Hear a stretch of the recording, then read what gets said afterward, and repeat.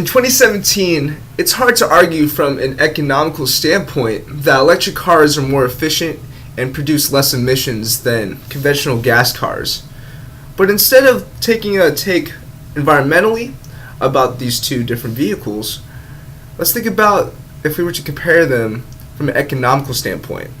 And what I was able to determine is that electric cars are about to do a barrier crash into economic reality, and all the airbags in the world won't be able to save them.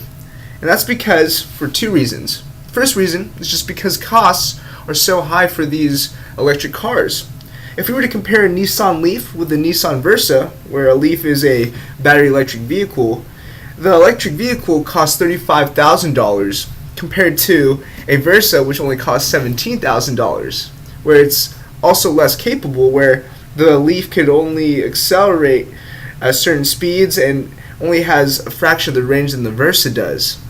Now, this is also backed up by a study on an environmental economic evaluation of hybrid electric vehicles, where they compared a Toyota Prius and the combustion engine of a new Corolla.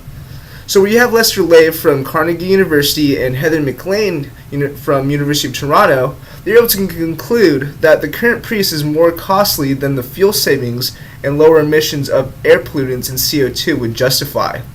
We judge that any HEV would have a difficult time competing with the Corolla because the Corolla's already high fuel economy and low pollutant emissions.